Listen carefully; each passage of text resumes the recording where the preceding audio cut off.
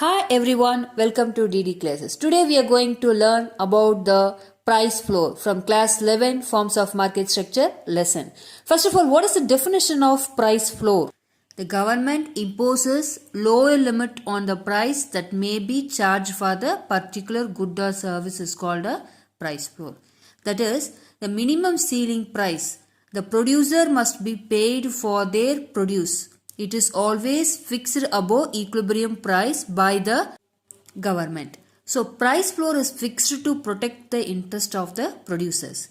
Price ceiling is fixed to protect the interest of the consumers.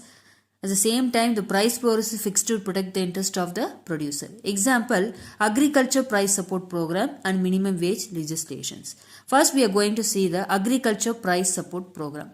This program is fully for the farmers. Some of the agriculture goods and the floor prices normally set at a level higher than the market determined prices of these goods.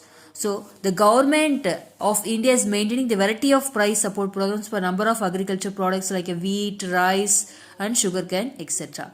Here, government fixes minimum wages of labor above the equilibrium rate of wages, which is determined by the free interaction between demand and supply forces. So it is done with a view to protect the interest of the labor. That's why they introduced the minimum wage legislation. Since they do not have a strong bargaining power and therefore government fixes the minimum wage rate at a level higher than the equilibrium level of wage rate. So minimum wage legislation is undertaken to ensure that wages paid to workers do not fall below the certain minimum wage rate level.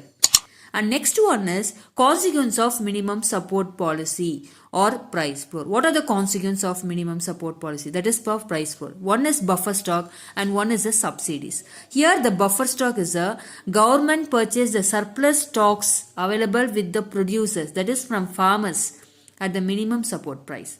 So in India, the Food Corporation of India and state government agencies perform this job. So they store the excess supply and sell it at reasonable price in the different states in case of the shortages, and it's used for the export also. Next one is subsidies. Government of India procures the surplus of wheat and rice production at the MSP and it keep it is on a warehouses.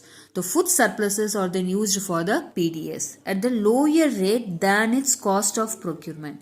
So it is a commonly known as a food subsidy. So one is a buffer stock and next is a subsidy. Now it's your turn. Price floor is fixed to protect the interest of what? What is your answer? If you know the answer, please type in your comments. Thank you.